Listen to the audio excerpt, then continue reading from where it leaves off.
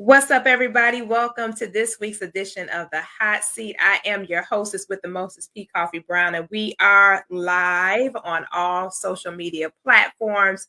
And we are super excited to be in the building with these amazing people. If you head to P. Koffe Brown, everyone on the panel, you will be able to share to your platform. So you just can go over there and share that baby right onto your platforms. Everybody in Clubhouse, welcome in as you're coming in. Go ahead, ping some people in the room. We get ready to have a dope conversation on tonight. We're going to be talking about daddy-daughter issues. Can the dysfunction with your dad cause challenges with your man? As everybody is sharing, and we are getting our live streaming community in tonight. Welcome in to everybody. Welcome in. We are live on Facebook, YouTube, LinkedIn, Twitter, and also Instagram. So welcome in to everyone. As everyone shares that live stream, you'll be able to see everybody hopping in tonight from our different platforms. So again, welcome in to this week's edition of the Hot Seat. Were you guys able to share? All right. Y'all share? Everybody share? Yeah, I share. All right. Awesome stuff.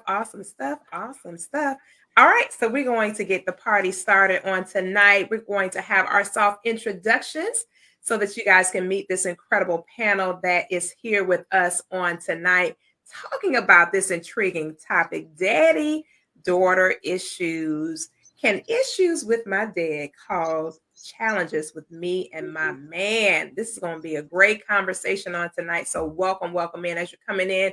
Go ahead and share with your community. Let your friends, neighbors, and relatives know that we are live on all social media platforms, and we're getting ready to get this party started. So we got two new faces on the hot seat. This is our fourth season of the hot seat, and we have two new faces in the building on tonight. So we definitely want to introduce them first. One is Toxic Bay. I eloquently call him, although he's not toxic, but he deals with toxicity every single day. The actual toxic coach for toxic relationships, Taylor Made Speaks, is in the building. Taylor, go ahead and introduce yourself. Let our community know who you are and what's up with you. You're on mute, Taylor. Ooh. Let me do that again. 1, 2, 3. Hey, everybody. My name is Taylor Made Speaks. Look, I know you're probably thinking why I'm excited is because I deal with toxic relationship. Yes, that's right. I go in the gutter and help people exit out of toxic situations. And so this is what I do. Also, I do motivational speaking. I am an author.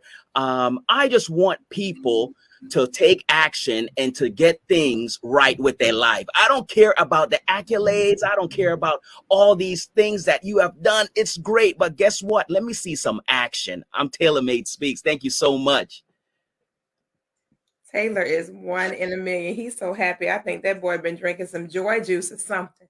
My niece is also in the building on tonight. Her first appearance on the hot seat. Dominate. Let these people know who you are, honey bun.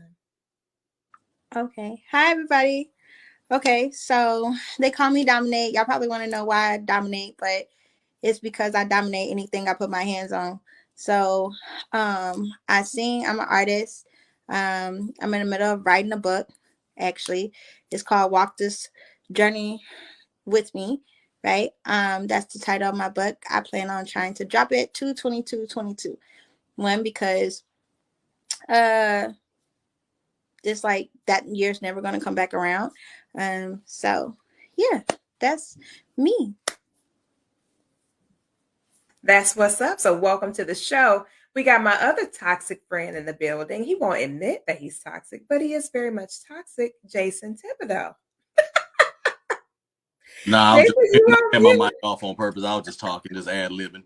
Nah, hey, how y'all doing? Jason Thibodeau, hailing all the way from Houston, little community called Missouri City, South Texas. Actor, writer, author, all out, just crazy guy. I don't care if it crosses my mind, I'll say it. It is what it is. Your accountability partner, just put it that way. So, welcome. And again, like I said, y'all, he is toxic. Next up, We have one of my other amazing friends who has been coaching longer than like literally all of us combined that is here on the platform tonight. He had a birthday yesterday. So he went 1 year more around the sun on yesterday. So y'all give it up for my boy AD Roberts in the building. AD, holla at your people. Listen, glad to be here. Thank you so much, Koffe, for allowing me to share this wonderful time with you. I am AD Roberts. I am a success coach and a clinical hypnotherapist. Yes, a hypnotherapist. And getting into the subconscious mind to help unroot some of these deep-seated traumas that many of us deal with, especially because of our relationships with our parents. So I think it's perfect for tonight. Glad to be here. Ooh-wee. And last but certainly not least, this guy has on shades and it is at night. So yeah, that part. The international best-selling author, and he's getting ready to drop another project here in a hot minute. Super excited to have him on the platform with us tonight. And he is borderline toxic, a little bit toxic. Had a toxic video earlier today. Jason Hendrickson, go ahead, introduce yourself. What's up, everybody? It's Pastor Jason Hendrickson. I'm the senior pastor of the Restoration Tabernacle located in Brooklyn, New York. I am international best-selling author, recording artist, CEO of my own clothing company, producer, songwriter, so much more, even a babysitter if the money is right. So, we'll take. Did you say even a babysitter? I'm done. Money got to be right. The money got to be right. I am so done. You must be talking about your grandbabies because you ain't gonna watch nobody children, okay? So dig this. This is going, and I hope that no one takes offense to what you're going to hear tonight because it's going to be a little sensitive for some people's ears, but it will be very valuable information. And so on the platform tonight, we do have four certified master life coaches. And of course, Jason has been a part of our organization ever since the inception for our publishing house. And he definitely has dealt with us, with some relationship issues. He was a part of the project Why He Married Her and Played Me. So was AD as well as Jason Hendrickson. So all of them played a huge role in that project. And interestingly enough, there was a chapter that did talk about some challenges with the daddy-daughter concept. So we have a strong platform of coaches in the building on tonight. And then, of course, my niece, she does have a talk show alongside my sister that they have on Thursday nights. And they talk about a lot of different topics, including ones exactly the same as this. So we're getting ready to have a really tight conversation about this on tonight. So AD is going to actually open us up with the conversation tonight, and we're going to roll with it from there. But listen, the question on the table, the question of the hour is, if I have issues with my daddy, does that mean that it's going to translate to show up and manifest in my relationship with my man? Or am I going to be able to compartmentalize it and just have beef with my daddy and it never have an effect on my relationship? So AD, I'm yielding the mic over to you.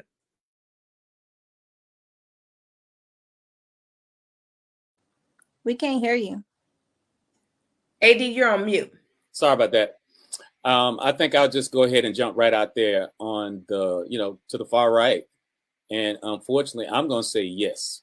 I'm going to say that if a woman has had a turbulent relationship with her father, whether she realizes it consciously or not, there are some subconscious traumas that are there, and those underlying issues sometimes will raise their ugly head, and she may not understand why.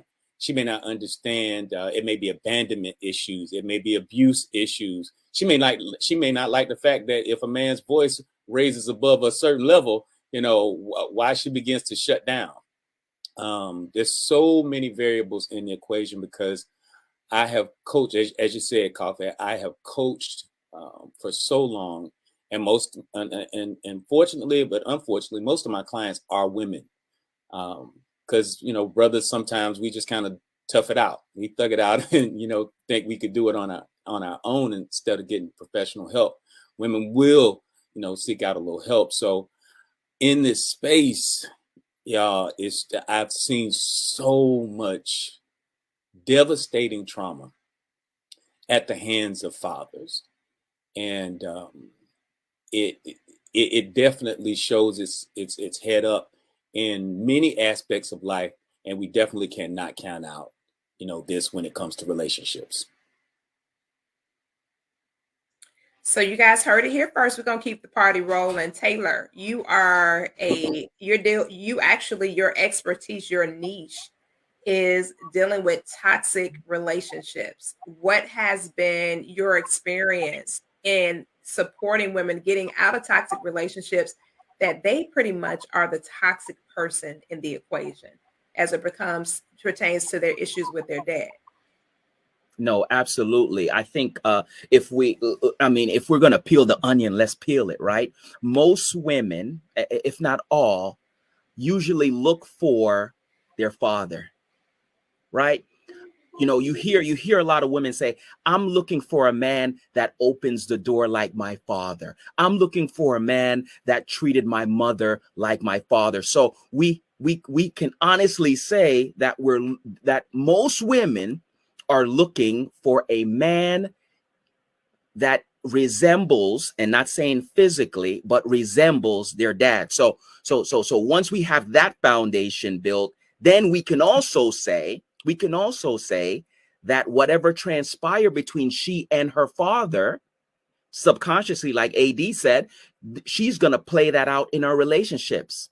In her relationship. But I love to talk about history, because history matters. A lot of people say it's unfair that you look at history. Well, being a prior law enforcement, history plays a lot. No different than going to the doctor and they dig up your history, right? History is the foundation. It gives us kind of a snapshot on what really is happening. So 100%, I believe that whatever you have gone through in your past, and I don't care who's on this stage, whatever we all have gone through in our past, good or bad, it does affect us moving forward. And especially when it comes to this conversation, women and the relationship with their dad, whether good or bad. Yes, it's going to play out in your life. Some people say, well, I don't even talk to my father. Well, that's fine. But is there some resentment that is there with your dad that subconsciously, like we talked about, is going to play out with resentment in men? Let's talk about it. Listen here. Dominate. I see you over there scratching, daughter. I see you. Taylor just opened up Pandora's box and he expected ladies to sit in it because that was fuss. That was fuss what he just said. Go ahead, Dominate. Go. Say what you got to say because you're scratching. You got something to say. Go ahead. Okay. I can't relate because my dad is here. You know what I'm saying? So I'm with my daddy 24/7. Do I look for the same qualities in a man that my dad have? Absolutely. But I personally dealt with it on the opposite end. I had men who had daddy issues, who translated what they dealt with their father with me. So it's just as many men that deal with daddy issues that we don't talk about because we're men and we're macho and we can't feel and we can't be emotional and things like that. But when you get a strong woman, right, most men can't deal with that or let alone understand that, because I actually had my daddy in my life. So he taught me how to be independent. He taught me how to do things on my own. I know some men are intimidated by that. So I don't have daddy issues. It was just men that had daddy issues that for whatever reason I attracted them. But I didn't know that they had daddy issues until later on down the road. So that's all I gotta say. I yield the floor. All right. Well, we're not talking about the men tonight. We talking about daddy-daughter issues. But that's what I'm saying. We're not talking about the sons of God tonight, daughter. We got another night. We got another night for the sons of God. We talking about the daughters of Zion tonight. That's what we. But I mean, yes, I do look for the qualities in my father, right? Into a man. I do want a man to open up the door for me.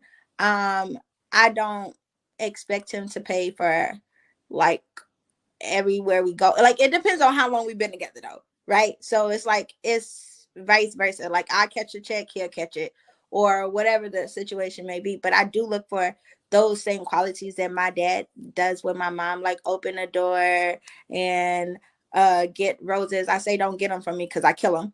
I do look for like little gestures. It's the little things that matter to me that I look for. It's not nothing big, or because money don't buy me, I got my own, so that's all I gotta say. All right.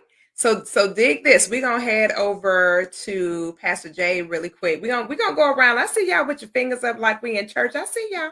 Yeah, we're gonna come back. We're gonna come back around the moon to all y'all on tonight.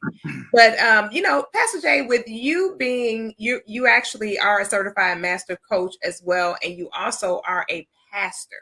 Mm-hmm. So when you think about the issues that you've seen manifest in the years that you've been in the clinician space, how has that translated? Is it something that because AD said when we started the conversation that women cannot separate the challenges from dad with their other relationships. Like, they can't a woman cannot compartmentalize the situation with her dad and leave it in its place and not have that affect her relationship with her man.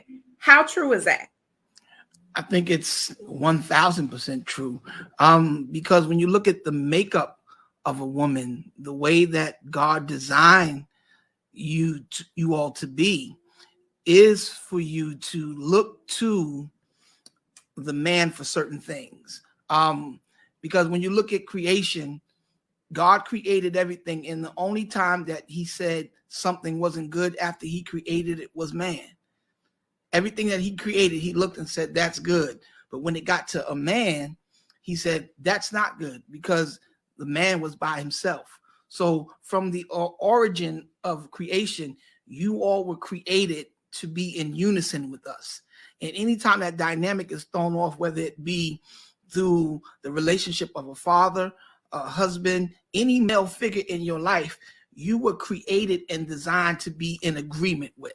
And anytime that agreement is not there, it causes trauma. It causes a crisis.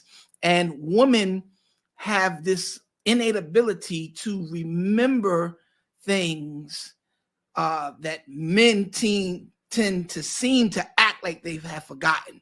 But the truth of the matter is, all of us remember the trauma that we've experienced. It's just that when it comes to this situation, I really think it goes back to the lack of men understanding the responsibility of what being a dad is.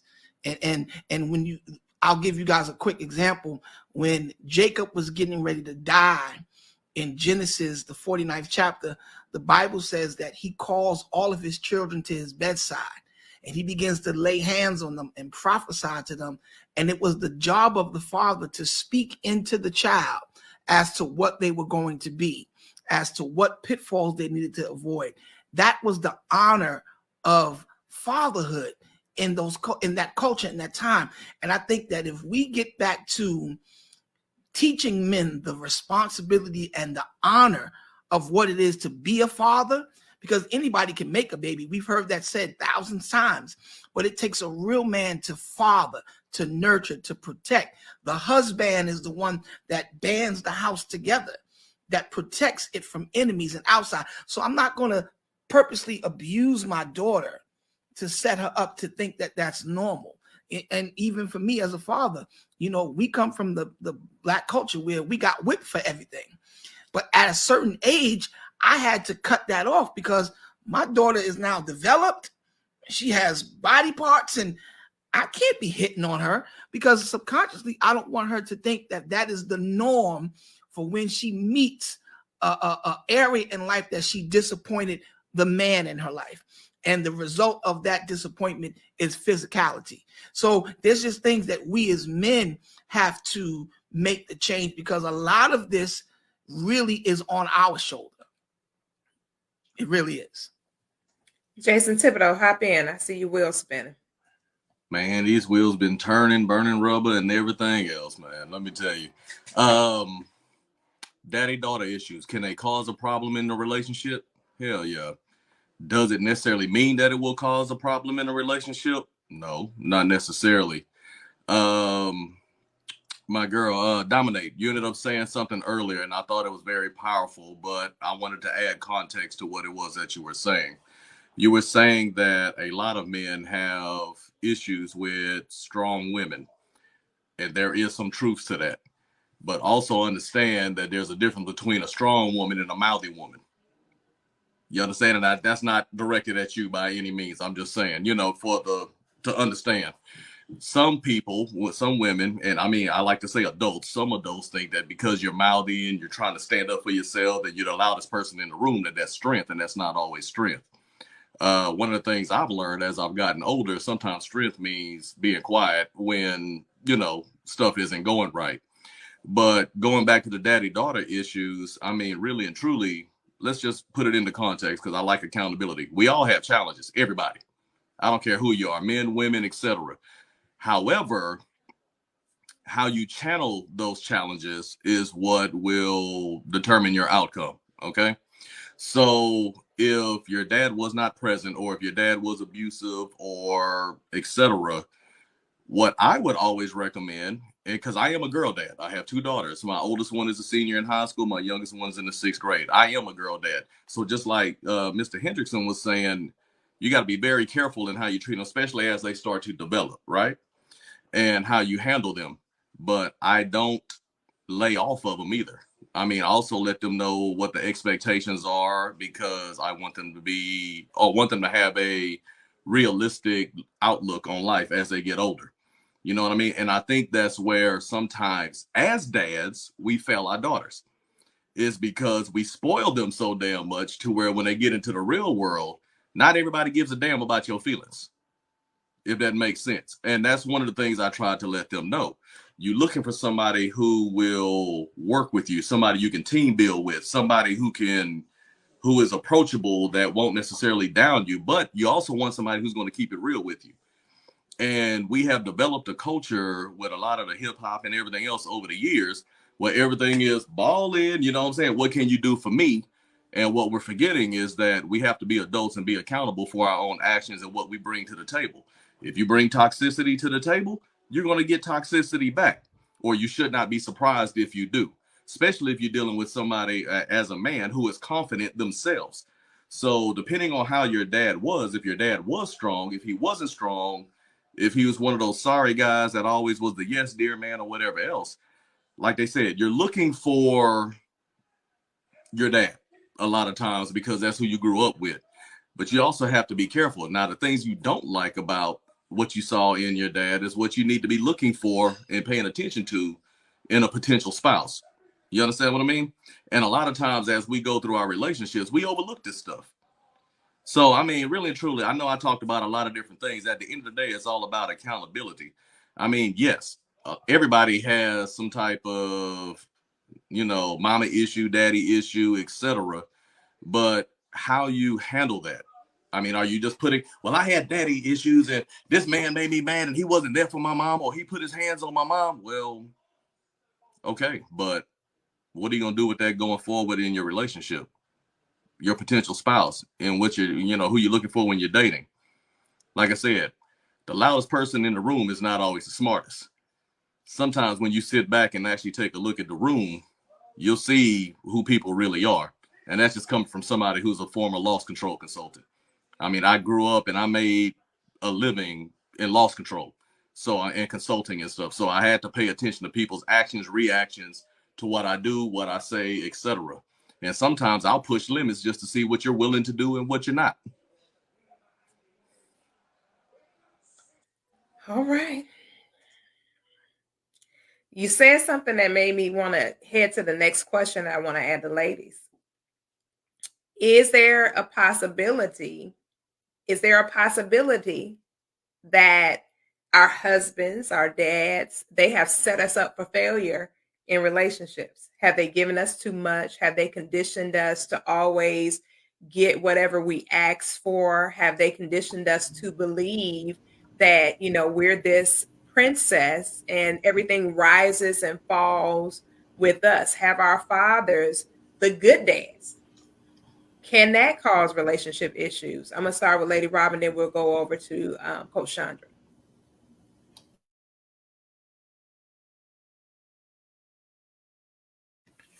Well, how are y'all? Touchy subject tonight. Touchy Listen subject. we coming in hot. We coming in hot. Touchy subject. So I'm gonna come in just like everybody else did. I'm gonna come in real hot, real quick. To the pastor. I forget your name. I forgot, but I was listening. You sounded very well. Although a couple of things that I disagree with that the panel has said. I don't personally believe that your father can dictate your relationship in a good way or a bad way. I believe that the responsibility, and I believe that was the last gentleman that talked, the responsibility literally lies with you. What you want to do, what you're looking for, the essence by which, and I do believe in God. So let me start off by saying that. And I know after 21 years that my husband, the bishop, is the head of this house. However, it never cost me to lose my voice. My voice didn't end because his voice began.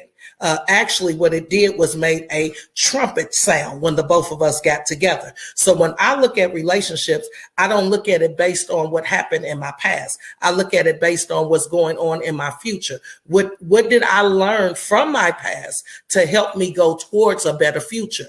What am I bringing to the table? Because you're not talking about men tonight, you're talking about women. So how does what my father did affect me? I let it have no effect over me. I understand it. I learned lessons from it. I got better in it. I now, when I married my husband, I knew what I was looking for that I may not have gotten with my father. For my children, Dominate is on a panel tonight. She is 32. She is our oldest child. We have 5 and 9 grandchildren. So when I look at what I'm looking for in my future as a woman, I'm not looking for my daddy. So my husband didn't come in with daddy issues. I dealt with those issues prior to my husband. I dealt with whatever those issues were. And you can read my book to find out what those issues were. But I come from a very loving mother and a very, very abusive father. And I could have went a different way. I could have went the way that some of my friends turned out. I was on drugs. I got off drugs. I did a whole bunch of stuff that I wasn't supposed to do. But I believe that set me up to be prepared for what God was sending me. My real Boaz, the man that would be able to lead me. And I do think sometime, I agree with the young man, that sometime us as women can be a little mouthy. Others say that it is a strength. I believe that the strongest person in the room may be the most silent person in the room. The way that I got my husband was that I kept my mouth shut. He was watching what I was doing, not what I was saying. And then what I said lined up to what I was doing. So that's my opinion on the relationship aspect. And I don't believe that daddy issues should play a role in your relationship. Sometimes it do if you're not healthy. That's another thing that we as Black people do not talk about. It's okay to go to therapy. It's okay to find out what's wrong. It's okay to dive into yourself. It's okay to look at yourself in the mirror and decide, hey, am I ready for this? Is this ready for me? Can I really do what I'm asking for? Do I want just a wham, bam, thank you, ma'am? Or am I looking for more? Am I looking for the essence of who I am in my future? Am I looking for a vision? Do I have a vision? So those are some things that I would say. I yield the floor. So your relationship with your dad actually prompted you to do something different. So did have an effect on your relationship because you made a choice for you not to connect yourself to someone with those same mannerisms and behaviors. Not all though, because there are things about my father that are good, right? What I'm saying is that it did not dictate or determine what I was going to become in the relationship. Not what he was going to become, but what I added to the relationship. Who was I prior to getting married? Who was I prior to joining together? That's what I look for. So prior to all of that, it didn't affect my relationship because I dealt with me. That's what I'm trying to say. When you deal with you did do the work though, because if you had not have done the work, then you would not have gotten the results that you have. So you still took the initiative to definitely do what you had to do so that you would not end up with the opposite results. Did you say something? Because you was on mute the whole time. No, I was saying that you're right. I just want women to understand that whatever issues that you have, daddy or not, if you deal with you, we always look at other people as a mechanism or a standard by which to live. When God has already given okay, I'm coming out. When God has already given us the standard for our life, he's given it to us. All we got to do is read the blueprint. The blueprint ain't changed. We may change, but the blueprint has not changed. I yield the floor. So, Coach Chandra, same question. When it comes to the daddy issues, when it comes to the daddy challenges that some women are facing, that some people don't even really realize that they have issues that have, like what AD talked about earlier with the subconscious mind. Let's go back to that for a second. From 1 to age 7, our subconscious mind, all we do is receive information. We're constantly receiving information. We're nothing but a download. We're nothing more than a huge download system where we're habitually receiving information. If that information was not accurate, how do we address the challenges that come along with the wrong information being downloaded into our system? Well, ma'am, I did come into a hot conversation. Good evening to everyone. A couple of things that come to me just as I've heard so far on what I've heard, and I got to echo what Lady Rob said, is that sometimes what we fail to do is understand that we are our own rescue. My dad is not responsible for the healing that I have to do as an adult woman.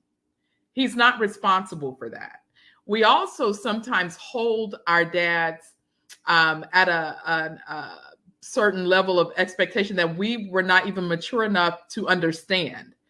As an adult, I understand my father a lot better than I did when I was, growing up with him.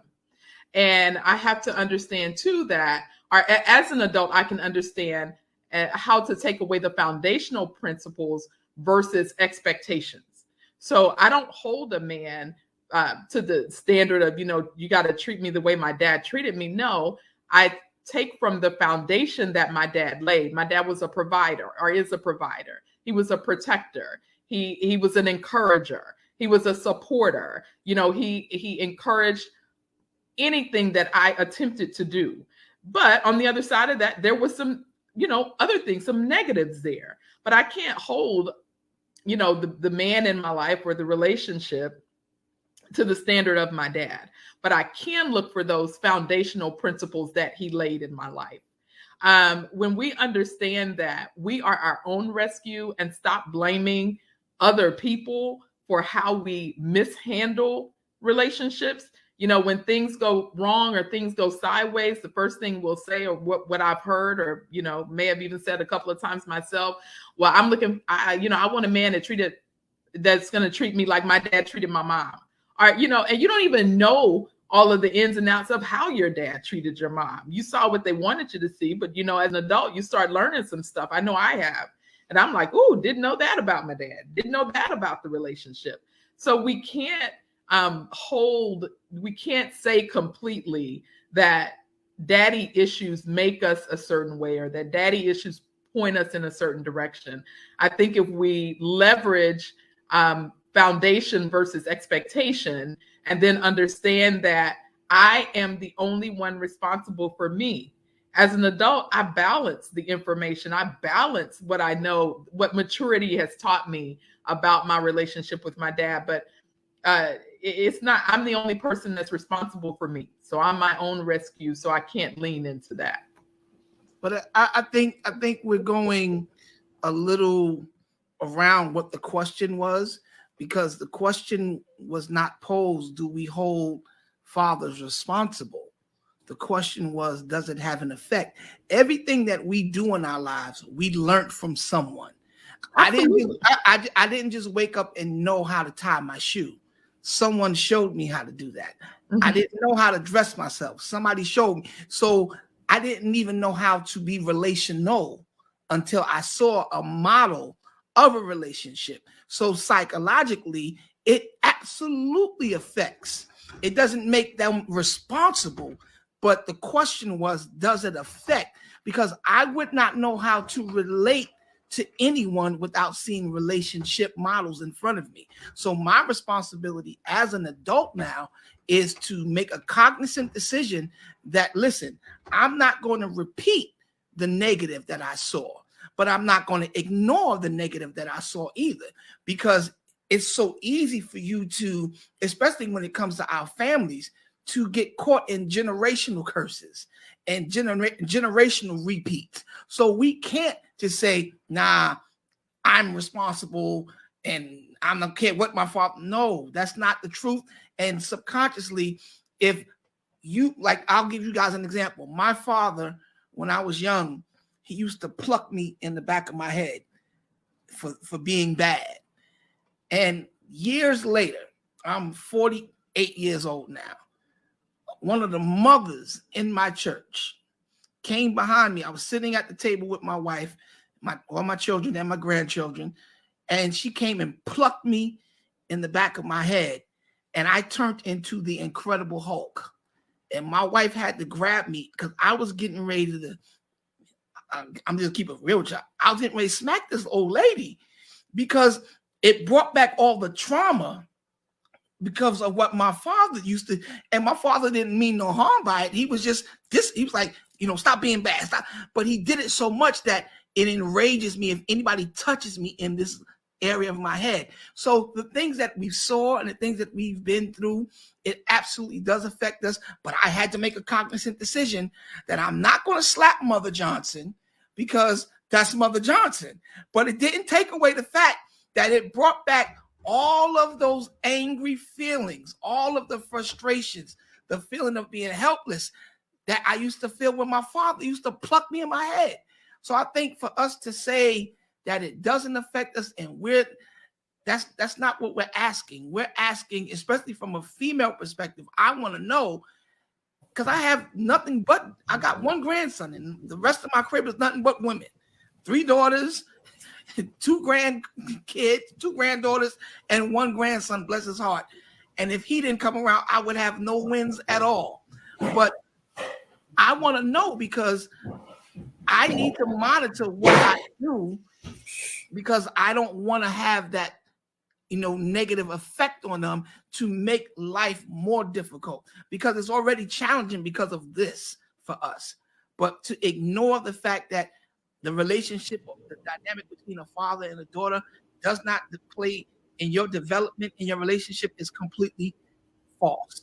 Sorry. So when we talk about the effect, that's what we're talking about, is, does it have an effect? Does the issues have an effect on our relationship with our man? Does it actually have an effect if we have had daddy-daughter issues? So if there's unaddressed, unresolved, undealt with, unrecognized, unhealed, that has an effect on how we respond, react, connect, participate. Everything that we do in a relationship is going to be affected because of the fact that those things haven't been addressed. So I do agree with what Lady Rob talked about when she talked about she addressed her issues, but she also talked about the good stuff that her father did. So when we really think about the effect of relationship, there's no way that we can't we have to put it into a big picture. In the big picture, we look at our parent from this perspective. We know our parents from a, let's say, a vertical relationship, right? They would be the authority in our life, and we would be submitted under their authority. We can't look at it horizontally because we're not in a relationship with them like that. It's always going to be vertical. Somebody's going to be the leader. We're going to be the followers. Even in our older age, as mature adults, we're not going to just say or do anything when it comes to our parents. There's still that level of leadership, right? When it comes to the children versus the parents. And so when you kind of think about that dynamic and that relationship, when you look up to your dad, because really, honestly, as a girl, we were supposed to be able to look up to our father. That was supposed to be pretty much our God, little g, in human form. That's our first impression of what God was like. Like, this is my dad. He's everything I need, everything I have to get, everything I have to obtain is coming through this man. When I ask, he yields something to me. When I do what I'm supposed to do, I receive a reward, so on and so forth. And when those things, when that first relationship, that first experience of authority versus subordinate, when that is off, it will definitely have an effect on how we deal with our purpose partner, because we didn't have that healthy trajectory initially. Doesn't mean it has to stay that way. It does mean that we have to go in and address what was dysfunctional. Because some of those relationships, truth be told, they were literally just dysfunctional. If you had a father who was cussing you out, using profanity, slapping you in your face, stuff like that, but at the same time, he'd make sure you had food, clothes, and shelter. Or, that's a pretty dysfunctional kind of scenario. And that can spill over to our relationship with our purpose person if we do not address it. So yeah, it definitely has an effect. But I do love what everybody was saying. And one of the key things that we all can agree on is that you have to go in and do the work so that that effect doesn't end up being a long lasting challenge or a long lasting adversity. And then we have to make sure that we pay attention when we see signs and patterns and things like that, even within our own children from our foreparents. Because some of that we may rectify it, we may have dealt with it, and it can show up in another generation behind us. That thing can literally come back again in another body. And you're like, that behavior is real familiar. I've dealt with it, but guess what? My son acts like his grandfather. Well, how's that possible? Because there's an imprint that we don't have control of, but we are responsible to address. So I know Coach Chandra wanted to hop in, and then I saw Lady Rob unmute as well, and I see the guys want to hop in. So Chandra, then Lady Rob, and I know the guys are coming behind that. Yeah, to answer Mr. Hendrickson's question, does it affect you? Yeah, it has some effect, but the other side of that is that I get to decide how it affects me or what I do with that effect. So yeah, of course everything affects what you do. It's a cause and effect. Everyone that came into your life or did anything or imparted good, bad, and different, it frames your framework and belief system on how you move forward. But as an adult in relationships, you get to choose how you're going to deal with the effect and how that rolls out in your life. I'll just piggyback off of her. The question was, I thought that the question was, how does the daddy-daughter relationship affect your relationship? It does not affect my relationship. Did my father have an effect on me? And I'm a part of now a new relationship? Yes, but I see it like P. Koffe talked about. I see my father in my relationship as leader and follower. And then when I change to a new relationship, I don't have the same love for my father that I have for my husband. So my leadership changed, my vision changed, my outlook on life changed when I married my husband, when I got in a relationship with him. So yes, it affected me in not such a good way. So I waited until I could deal with the effect of what I grew up with so that I wouldn't bring that effect into a new relationship. I yield the floor.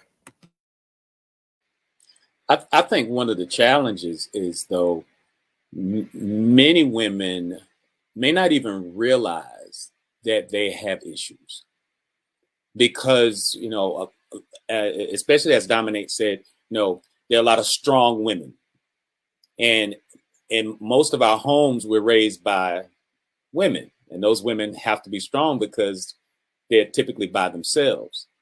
So the model, the head of the house, in most instances, is not the father, but the head of the house is the mother, and that father can be on the periphery. But the problem is many of the issues that women do have, they may not recognize that they have them, and they play out quietly in all sorts of ways in relationships, especially the romantic relationships, like what we're talking about tonight. And I think that's a direction that, that I'd like to see, our conversation go is, how do we recognize this unhealthy behavior and root it out and say, well, you know what, here is where it came from. Because, case in point, have a client that is so accepting and is so allowing because she was disappointed by her father so many times that she subconsciously learned that it was okay for men to disappoint you because that's just what they do. And so instead of requiring that the men in her life be men of their word, she just accepted the shortcomings at face value and just roll with the punches.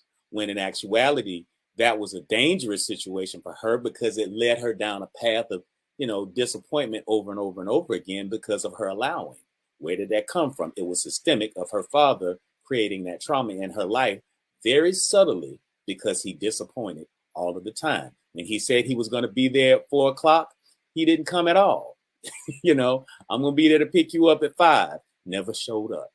So that little girl sitting on the porch waiting on her father, for hours, that plays out so heavily, especially in the subconscious mind. It weighs out heavily for our children, it's for our girls. So, now I'd like to see us take that direction with these wonderful coaches that we have here too. I yield. And I want to apologize. Hey, Dominate, I wasn't talking about you, dear. Come on and get into this conversation when I was talking about the strength and the I'm Oh, okay. I was about to say that had nothing to do with you. I noticed you hadn't said nothing in a while. But no, I agree. I mean, there's definitely an effect there. And Lady Rob and Miss is it Chandra? I appreciate y'all because what I'm hearing as well, and it's something I'll be 45 in a couple of months, but it's something I don't hear from a lot of ladies that I come around is that same accountability. So that's, while yes, it has affected you. You saw things that you like, you saw things that you didn't like, and you're taking accountability of your own life. And that's powerful as well. And I think more people need to do that. And outside of daddy issues, you also got to deal with society issues, the things that society tells us is acceptable and what is not, and that's why I was saying it's like, it definitely has an effect, but at the end of the day, we all got to be adults. And that's one of the things that we should always be in the process of is always in a learning environment. You learn different people, so you learn how to deal with people at work. You should learn how to deal with your spouse. You're going to see things that you like, you don't like. You're going to see things that remind you of your father that you did and you don't like, and how to handle things. Like Koffe was saying, I'm a cursor. You know what I mean? So I'm one of those people, I will raise my voice, I will curse. Very rarely will I ever raise my hand to anybody if I can avoid it. You know what I mean? But I keep in mind that at some point, my daughters might either go towards someone with a foul mouth or someone without. You know what I mean? And that's something that I have to be accountable for myself. But I did appreciate the accountability that I heard when y'all were speaking. I'm sorry. I'm not, I'm just listening to everybody. I think the key word that everyone is saying is work, right? We have to work at it. You have to work on you in order for you not to bring in the toxicity to your relationship. If your daddy was abusive, work on you, like, because two broken people can't be whole, right? So if you're broken and he's broken and y'all trying to make something work, it's never going to work. It's always going to be an epic fail, right? Because no one wants to do the work. No one wants to go to therapy. No one wants to talk. No one wants to talk out their issues. And if they can't talk with their issues, they don't want to go to a therapist for the therapist to help them talk out their issues. So I think a lot of the times as women, right, sometimes we feel like talking to our girlfriends is the best therapy ever, when most of them don't have no men, right? So when we're talking to them and they're single, they're going to give me single advice when they have no man. And so then that plays an issue, because they'll be like, oh, well, girl, my man did this, or at this time or whatever, or my dad used to do that. That's a trait that my dad did, but I don't have that same issue that you have, right? And so talking to people who are also toxic, right, you'll bring what they talk about to your relationship as well. So then now you got their toxicness and your daddy's issues and everybody else's issues, and the problem is that people won't work on them and keep everybody out. So I think, honestly, like, just hearing everybody and what they had to say, it was really about you working on you to not bring in those type of issues in your relationship. That's So how do we address it? Let me start with Taylor. Definitely want to hear from our coaches. How do we address this? What would be some of the strongest tactics, the strongest armor against us repeating history, if you will, the dysfunction that we experience translating into our relationships? How do we address it and rectify it? Well, one way to address it, and we've talked about this on previous shows, and I think some of it is cultural, is to quit keeping secrets. A lot of times we don't know that what we're dealing with has been dealt with for generations, because nobody talked about it. Nobody shared. Nobody said, just stop keeping secrets. That's where it starts, or where that cycle can be broken. The next thing is, be okay with accepting your part of the entire situation, of the whole. Again, I'm a firm advocate for and believer in do your own work. Acknowledge what's there and do your own work to strengthen the relationship, to strengthen yourself.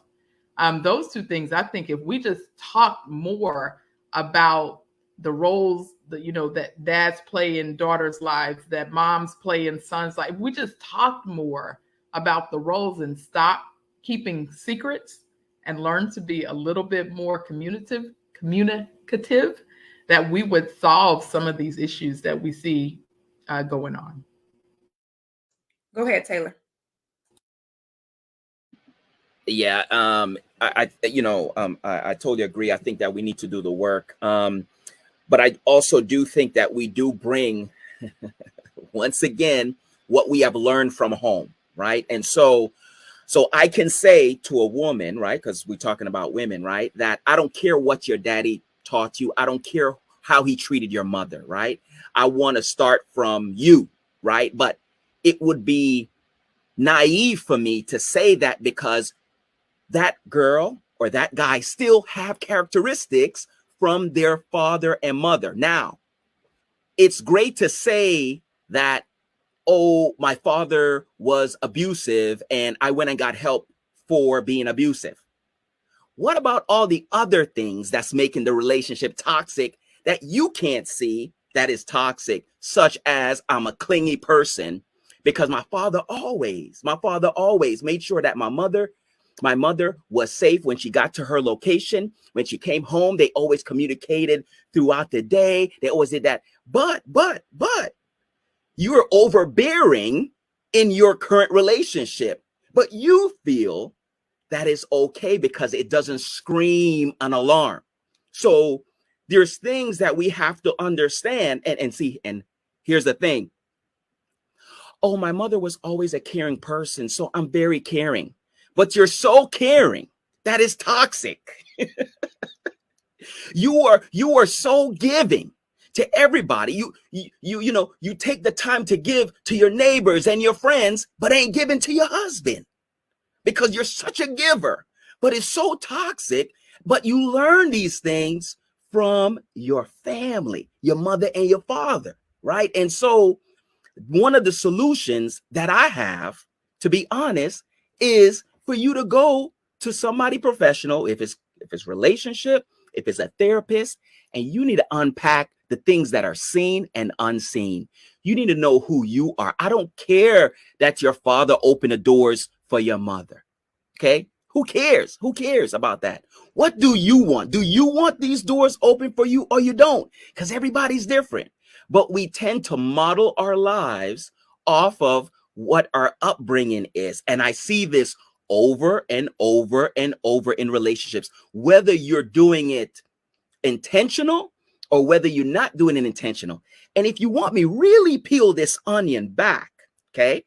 A lot of times we end up with the wrong person. There's a young lady that was in the feed, and she said that she wasn't looking for her father, but she ended up with her father, who was abusive and a liar. Okay. Now, my question is, how did she end up with somebody that she wasn't looking for? Is because subconsciously you do look for the person that you were belong. It says, the Bible says, cleave from, leave your family, right? You're supposed to leave your family and go to the man. But subconsciously, we tend to try to find a person that we were with. Now, if your father and mother, and I'm gonna close land, if your father and mother was, say, an alcoholic or an abuser, right? And we somehow ended up with a person that's an alcoholic and abuser, right? What tends to happen from a toxic relationship standpoint of view is that we don't leave. We become the savior. Because if you go back in time in their life as that 16 and 9-year-old person that they were facing with their mother and father, right? And they wanted the best. They wanted their father to treat me nice. Daddy, why are you doing this to me? When you fast forward to the man that they're with today, they are trying to save actually their father. That's why they protect the person that they're with today, and they don't leave. They're trying to rewrite history on what happened in the past. And so when we talk about people that, for the ones that's on the stage, yes, we did the work. We did the work before we got into relationships. But in all actuality, that's out there, they're not doing the work. And they're taking what they have learned from their parents to move forward. Now, I just want to address this real quick. Women that are strong, that says that, and I don't like to use that word strong because a lot of women get offensive when we use that word strong. But they say a lot of people or men are intimidated by my strength. Now, let me just ask y'all this question. Is it because your parent, i.e. mother or father, prepared you for that strength? And we think it's a positive thing and it's a great thing, but we're running away the person that we're with over and over and over because our strength is so overbearing that it has no room for that man to operate in that space. And I think I just want to land right there. Now that's good. Oh, that's great. Yeah, so hold on, Dominique. Hold on. Let me let the coaches finish giving their solutions and then we'll hop in. Jahan, because he's coaching as well, he does have a certification in coaching as well. So what is a resolve? Taylor gave a whole bunch of different resolves, but what is a resolve that we can give our community to take away from here to say, hey, I do realize that I have some stuff going on that I really need to address. How am I going to start unpacking that? What can I actually start doing right now that can definitely help me to start getting over this hurdle? I think we have to find a safe space where we can be transparent. Because in our culture, especially for people that are abused, there's such a heavy burden of shame that goes with that People are ashamed to talk. They're ashamed to admit. They're ashamed to disclose. So I think that we have to find that safe space where we can, be honest, and our honesty won't be weaponized against us, whether we're the abuser or the one that's being abused. We have to find a space where we can get the help that we need. And then we have to truly learn how to love ourselves. I had a major debate with some preachers the other day because they were like, it's absolutely not biblical to prefer yourself over others. And I said, whoa, I don't know about that, because if I'm to do what the scripture says, which is the greatest commandment, that we love one another, I love my neighbor as I love myself. How can I properly love Jason and AD if I don't know how to love me? So I have to take the time out to get to know, number one, that I'm valuable and that I have a purpose and a destiny in my life. And once people begin to see their own self-value, they'll begin to look at other people as how valuable they are. And I think that we have to also, in our community, start learning how to get away from toxic people. Just because we were together 30 years don't mean we got to stay together another 35 years. If it ain't working and you're not happy and you're miserable, then we need to learn how to break up amicably, and you go your way and I go my way, because I do believe, this is my personal opinion, that there is someone designed for each and every one of us that will love us and honor us the way that we see love through the lens of God, which is intent and extent. The intent when somebody tells you that they love you is for you to believe them. But the extent is how far are they willing to go to prove to you that they love you, because talk is cheap. Anybody can say that they love you, but we need to see action and intent. And I believe that once we begin to love ourselves as men, as fathers, and you guys really love and value yourselves as women, there's still a word called standards. That even if I saw, and this is where I do agree with my two sisters, that even if I saw abuse my whole life, I want better for me. I'm not going through that. And I have to do what I have to do to remove myself from that. And so I think it's all about how we begin to look at ourselves, because I'm a firm believer that whatever you speak, you live. That's good. AD, what's a resolve that we can use? And then we'll go over to Dominate, and then we'll head over to Lady Rob, and then Jason Thibodeau as we head out for tonight. But AD, what is a resolve? What is something that we can do right now, this very moment? Somebody may be watching and they need a solution, something that they can execute for the moment that will begin the process for them to start addressing this and getting over the hurdle. I think the begin is you have to be honest with yourself first and foremost. Pull out a piece of paper and a pen and say, this is my relation. This is the last relationship I was in, or this is the current relationship I'm in.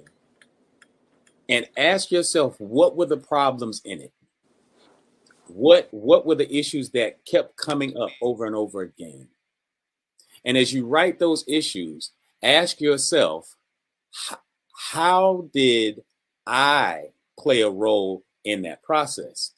How did I play a role? What was my role in this problem right here? And once you answer that question honestly to yourself, then you can take the answer and begin to go down the rabbit hole and say, well, why did I do this? So if this was my contribution to the situation, well, what made me do that? And what made me do that even further? And, where did I learn this from? Is this something that I learned as a defensive mechanism? Is this something that I learned as trying to teach my partner how to love me?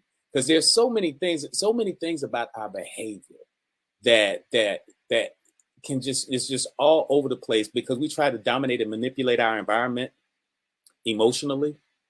And so women are masters at that part. Women are masters at controlling their environment emotionally. because that's how they're wired. But if you want to begin to do the work, get a piece of paper and a pen and begin to write down the issues that you saw that came up in your relationship, and ask yourself honestly, how did you play a role in that and where that came from? That's good. That is a great place to start the process. And that you definitely can do that tonight. Literally, when we get off here, you can start that process tonight to write down what is your part. I think Coach Dearden, Lady Rob both talked about that earlier about the accountability factor. You saying, yeah, this is not somebody else. This is me. I'm the denominator, the common denominator in my experience. What do I need to address differently? Lord have mercy, I'm calling you by your regular name. Dominate. What is a takeaway that you can give the community tonight on where they can start the process of dealing with their daddy-daughter issues? Something that I would say to a person, the same thing that I'm just going to piggyback off of what he said, AD. And what I found out is, actually, you taught me that, actually. You write down the pros and cons, right? And write down every pro that was okay. And then every con that was wrong. And then burn it up. And then remember it no more.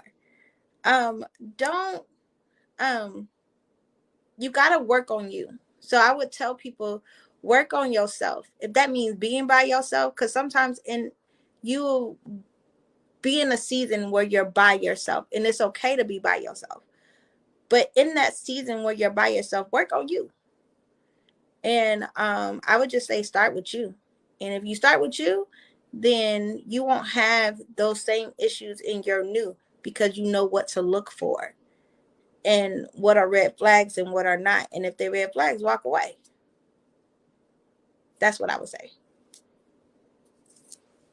That's good stuff, Lady Rob. I know that you do counseling when it comes to women, and also in the leadership space of the women's movement that you spearhead. What would be some takeaways that you would leave with the community tonight to actually start to address this, the daddy-daughter issues, and the people that are being affected relationally by the fact that they have not addressed what happened before with their parent? It's such a good question. I'm probably going to piggyback on this on my own talk show on Thursday. So my community will be able to see in depth. But if I was taking away something tonight, the first thing I would do is tell them to acknowledge that there is a problem. When I think about the women that I talk to, the first thing I always tell them, my platform is about looking at yourself. Have you looked in the mirror and saw what you needed to see on the other side of the mirror before you look at what you're trying to get to? So the first thing, again, like everyone said here, is to look at yourself and then take responsibility for the part that you played in whatever it was. You can weigh the pros and cons, but will you weigh you in the pros and cons? Will you see not just their side of what was good and what was bad, but what about your side of what was good and what was bad? And to do that, sometimes you have to have a conversation with the breakup.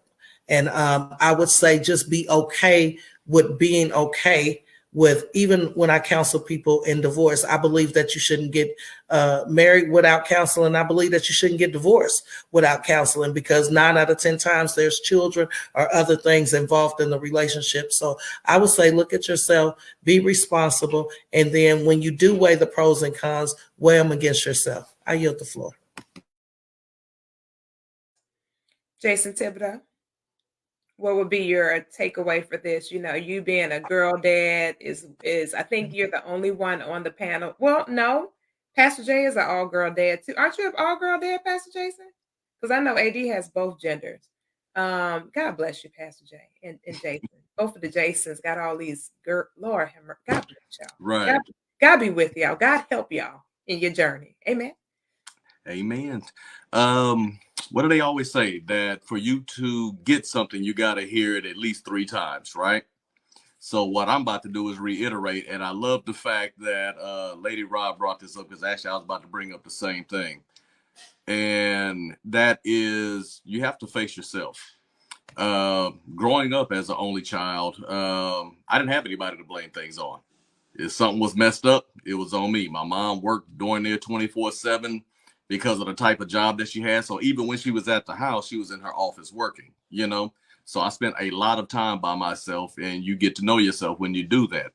And also, Miss Tanisha, that's in the comment section, you hit the nail right on the head, is you got to be able to face yourself. You have to be able to be by yourself at some point. And also, what I was talking about with Lady Rob is one of the things I've always recommended ever since I was probably in high school or something is what I call the mirror method. If you can't face yourself in the mirror and look at yourself, see, when you're looking in the mirror, then that's you looking right back at you, especially if you're looking in your eyes. If you're looking at yourself in the mirror in your own eyes, you're looking in your own soul. And it's hard to lie to yourself when you do that, right? You may not have the conversation that you need, but you can't lie to yourself. And what I've realized with a lot of friends, especially a lot of female friends from years back, years past, a lot of them couldn't face themselves. There was even some that I would stand there in the mirror with them, and they would end up walking off because they didn't want to face what it is that they've been through and also what they've done, right, to other people. If you can't face yourself, what do you think other people are looking at when they see you, right? And also, if you can't face yourself, how do you ever expect to heal? So that's why I like what Tanisha, shout out to you. I know we've been going back and forth in the comments section. That's one of the things that she said. I mean, you have to be able to heal. You have to be able to spend some time to get to know you. When you get out of a long relationship, I don't care what nobody says, you lose a piece of your original self because you're sitting here, trying to make things work with somebody else. Y'all are both coming together. They lose a bit of themselves. Then you lose a little bit of yourself, and y'all are trying to become whole, right? You got to find yourself again. And that comes with being honest with yourself. Another thing that I would definitely say in terms of healing is you have to understand that if you did have a traumatic experience with your father, ladies, is especially when you were a kid, at some point you got comfortable with that trauma. Okay. And what happens is, like the young lady was saying, that even though she wasn't looking for her dad, she found her dad. And I can't remember if it was Taylor or AD or which one of them was saying that, one of the things that subconsciously, even though you weren't looking for him, that's who you found, is because you have to get comfortable with yourself and understand that you got comfortable with the trauma. So even though that's what you were trying to stay away from, when you were faced with that person, there was a comfort level there. And because there was a comfort level there, you were able to, let that person into your space, right? So, I mean, we have to get to know ourselves again. We got to get off the social media. We got to stop playing along with all of the other things. And we got to start spending time with ourselves, because, I mean, let's just be honest. We just had, a former Miss Teen, Miss America, whatever, whose platform was mental health, actually commit suicide. Right? So something clicked, something traumatic clicked for that to happen. So we need to start taking care of ourselves. And that starts with us being honest with ourselves in the things that we find comfortable with ourselves that aren't good for us. You understand what I'm saying? So that would be my advice. I mean, if you really want to move forward, you have to get comfortable, number one, being by yourself, facing yourself, and understand that you have probably some traumatic comforts with whatever it was that you didn't like about your dad. All right. Well, you guys have heard it here first. We had a phenomenal panel of thought leaders tonight, some coaches on the platform who actually shared with you from their heart about this particular topic. It is a sensitive topic. We did get quite a few DMs during the discussion. So it is a very sensitive topic because at the end of the day, we all have a love for our parent, period, regardless of if they were not the best parent or the absolute best parent. We have a love for them. And that love it's not going to go away. It's not going to change. It's not your love for your parent is not going to die. We do want you to understand that it is your responsibility to love you more than you love anybody else. And when you do that, like Pastor Jason said earlier, that is the catalyst for you to be able to have the type of experiences you want to see manifest in your life. With that, we are closing for the night. We are over by about 16 minutes. We normally like to have the dialogue for about a good solid 60 minutes, but we did go over just a little bit tonight, but it was definitely worth hearing from our coaches as they gave us a resolve. We don't want to just talk about a problem. We definitely want to talk about a solution and how you can change your life. So after we get off, all of the thought leaders will be leaving their contact information inside of the chat on Facebook. And if anyone resonated with you and you definitely want to move further with them, then we have several coaches that are here on the platform tonight that can definitely support you in doing that. I believe that all of them, to my knowledge, are open for clients. So you can definitely tap into them, find out how you can get a discovery session with them and see if you guys are a good fit for each other. So you can take this journey to really, really have a healthy relational experience, the type you really, really want to have. So with that being said, this has been another edition of the Hot Seat. Daddy-daughter issues. Does it have an effect, or can it have an effect on our relationship with our man? And you heard it here first. The answer is yes, especially if you have not taken the initiative to resolve those issues. Well, we'll see you guys again on next week. And we do appreciate you guys tapping in with us. As always, make sure you're following all of these amazing thought leaders that you have seen here on the platform tonight. They're all doing some absolutely phenomenal work in each and every one of their spaces. And again, happy celebration of life to A.D. Roberts. He decided to come hang out with us tonight. So we wanted to acknowledge that it is his celebration of life. Of course, it was on yesterday, but this is still part of his Born Day week. And so we are grateful that he came in and hung out with us for the segment on tonight. It's been a pleasure having TaylorMade speak with us for the first time. Of course, he's going to be back, as well as my niece, Dominate, is in the building on tonight. And she, of course, will be back as well. She is actually officially the youngest panelist that we have had on the show so far. So we do have her brain in the building on tonight. So definitely excited about having her with us as well. Well, you guys, we will see you guys next time on the Hot Seat next Tuesday night at 8 p.m. Central Standard Time, 9 p.m. Eastern. Until then, grace, peace, and blessings. And we'll see you guys again soon. Take care, be well, and God bless. Coach P. Koffe Brown and the DFG Publishing House family presents She Chose Him and Screwed Me, 9 Reasons for Her Decision, a brand new anthology project by 9 incredible women. They share with you their reasons as to why they would date one and choose to be married to another. Order your copy today from your favorite author or simply go to www.dfgpublishingtoday.com.